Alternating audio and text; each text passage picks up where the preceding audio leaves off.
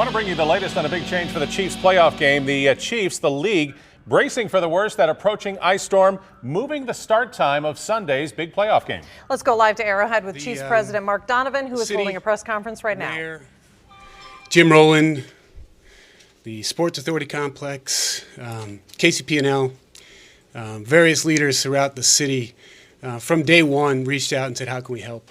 How can we make this happen? And helped us in coming to this decision. Compliments to the league and their approach. They reached out very early and said, let's talk about contingencies.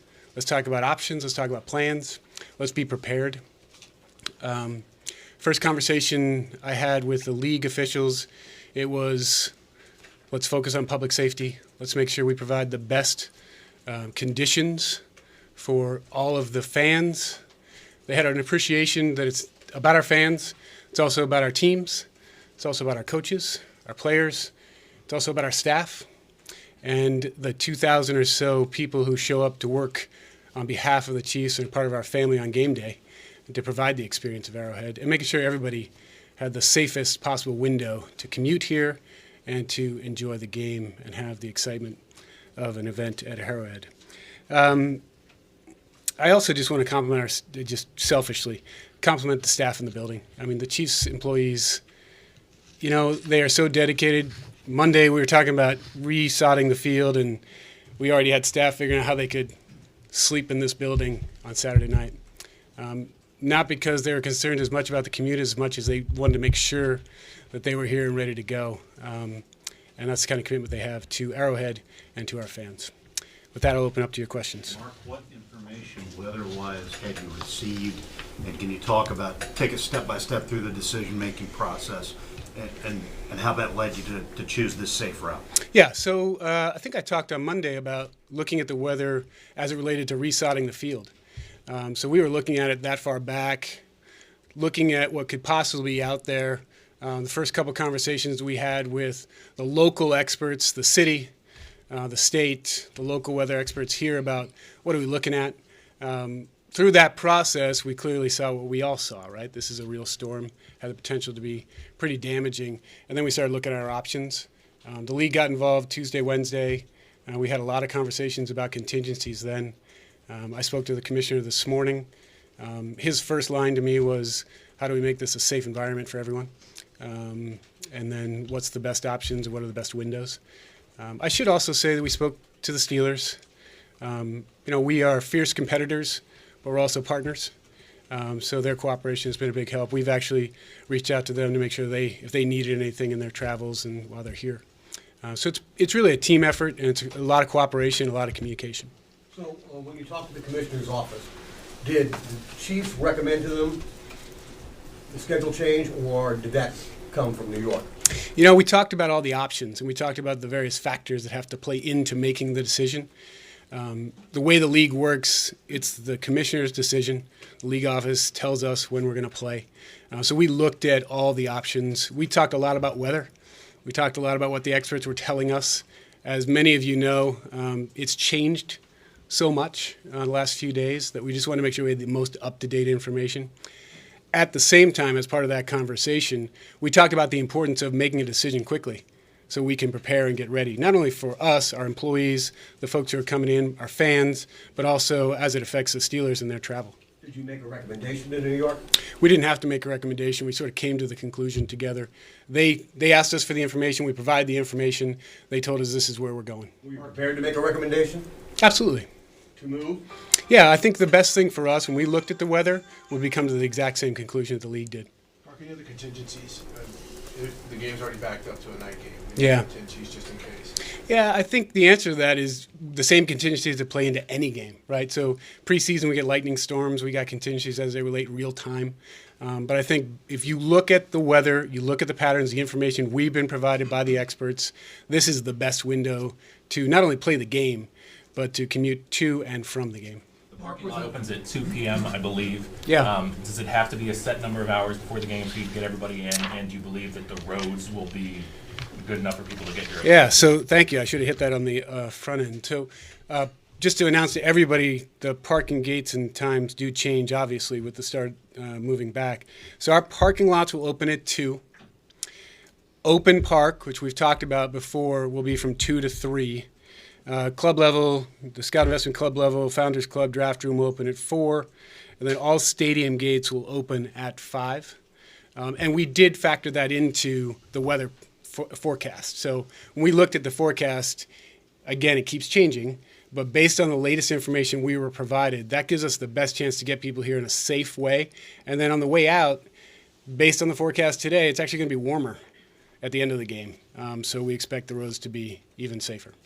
What was coach's reaction when you told about the game time being changed to Sunday night? Yeah, so conversations with Coach, it's a little bit of a balance, right? We talk a lot about the structure here and trust. The balance for me is just the mantra that Andy has of eliminate distractions, right? So we don't want to be talking to Coach about weather forecasts Monday, Tuesday, Wednesday. So starting Wednesday evening, 7 or 8 o'clock at night, I'll just roll into his office and say, here's where we are, here's what's going on. Here are our plans, here's what could change, here's the communication I'm having with the league. But I think that goes to the trust factor too, because those are short meetings, like, okay, make the best decision for us, let us know what they decide, and let's go. So it's been pretty consistent, but not that frequent. Same with John, same with Clark. And so we got to the decision point from the league, had a communication with Coach right after practice, and he communicated out to the team. Mark, What are the plans what's the for- procedure to get the stadium and the parking lots ready for a crowd starting at 2 o'clock? Yeah, so we have already started pre-treating. We work, and this is Jackson County Sports Authority, Jim Rowland and his team. This is also our outside vendors. It's also our stadium team. So you figure that we're prepping the entire complex, the entranceways, the parking lots, and we're preparing the stadium. Inside the stadium, yes.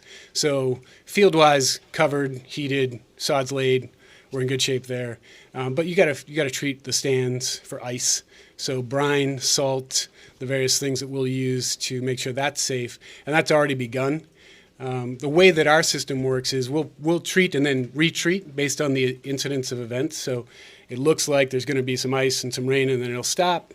We'll go back and retreat and get it ready. But our guys feel, based on the latest information, they feel very confident that we'll be able to provide a very safe environment here, starting when we open the gates. Will you have to have additional manpower to be treating that stadium like that? Yeah, so we'll have additional manpower across the board, and that's one of the considerations that came into moving as well, making sure you can get the manpower here. So across the board, in the sense that security, operations, the prep, the road crews, etc. Is that like doubling your head count, or can you measure it? Yeah, I don't know if I'd sit here and tell you it's doubling the head count, but if you figure we're an organization of 160, 170 full-time employees, we'll have 2,500 people here on Sunday working for us in all the various areas. So it's a significant force to present the game.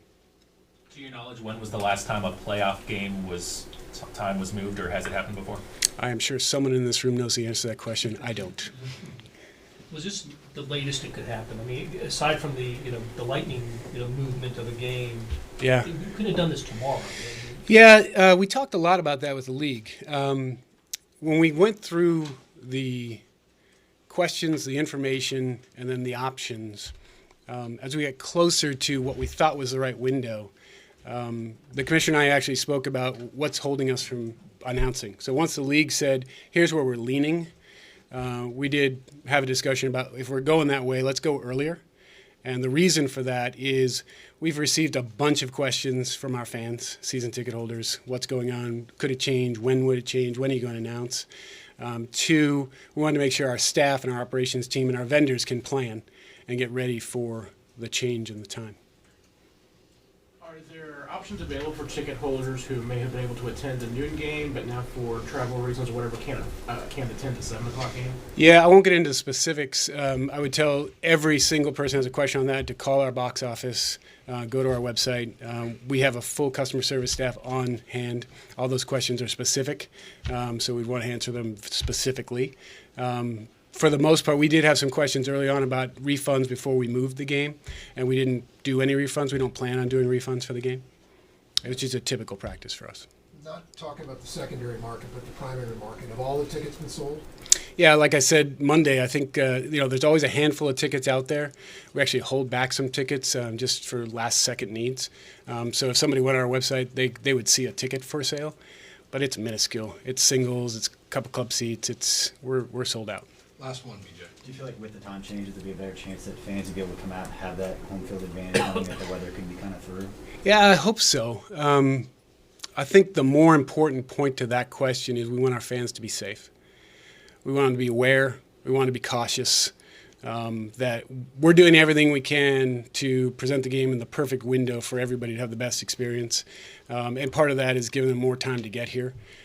So, there's going to be traffic. There's going to be issues on the roads. Just be careful. Use good judgment. Take your time. Be patient. We'll be ready.